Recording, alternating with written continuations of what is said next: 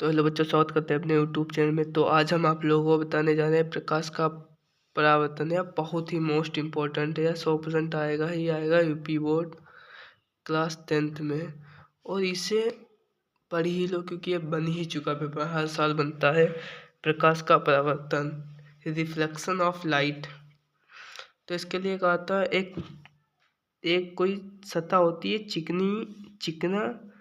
चिकनी पॉलिशदार, नीचे पॉलिश होती है और यहाँ पे आपतन बिंदु होता है और बीच में नॉर्मल अभिलंब होता है और यहाँ पे होती है आपतित किरण। जो आपतित इधर से जाती है और इधर इस परावर्तित किरण में वो कब निकलती है। तो हम क्या लिखेंगे परिभाषा में,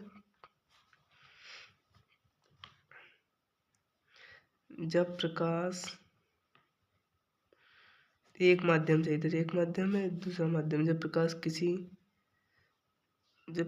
किसी चिकने एक माध्यम नहीं है यहाँ पे, जब प्रकाश किसी चिकने अथवा पॉलिशदार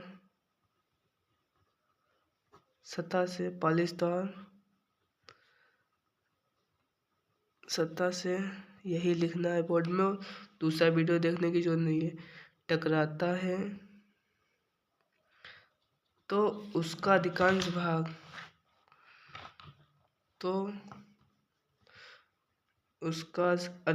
भाग किसका, इस लाइन का जो सन की लाइट होती है, तो उसका अधिकांश भाग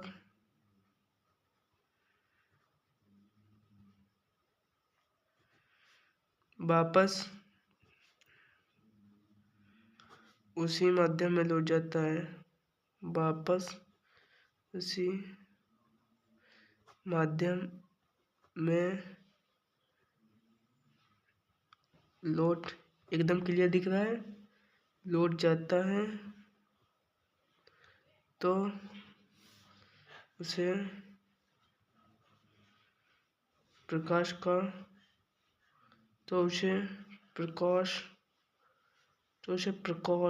यहाँ पे प्रकाश होगा तो उसे प्रकाश का परावर्तन कहते हैं।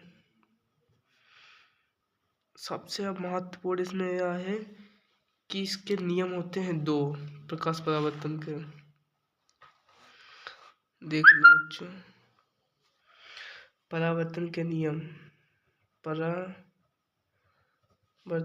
नियम बहुत महत्वपूर्ण है। लॉ ऑफ रिफ्लेक्शन क्या होता है इसमें, हमने बनाया था जो ए कोण होता है, पहला नियम है, जो आई होता है वो आर के सदैव आपतन कोण सदैव परावर्तन कोण के बराबर है। जी यहाँ पे आई होता है वो आपतन कोण होता है, आपतन कोण आई सदैव परावर्तन कोण आर के बराबर होगा, पहला नियम है। इस प्रकार यहाँ पे यार कट गया है थोड़ा सा। अब दूसरा नियम क्या है, दूसरा नियम होता है आपतित किरण। देखो, आपतित किरण, परावर्तित किरण तथा आपतन बिंदु पर अभिलंब तीनों एक ही तल में स्थित होंगे।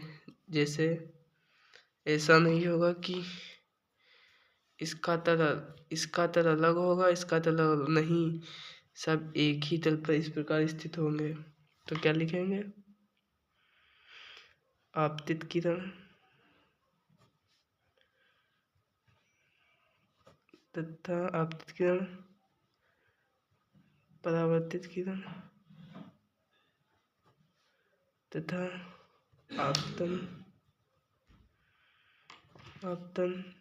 बिंदु पर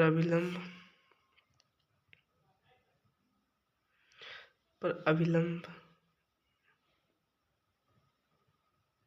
तीनों एक ही तल में स्थित होंगे, तीनों एक ही तल में स्थित होंगे। ओके, धन्यवाद।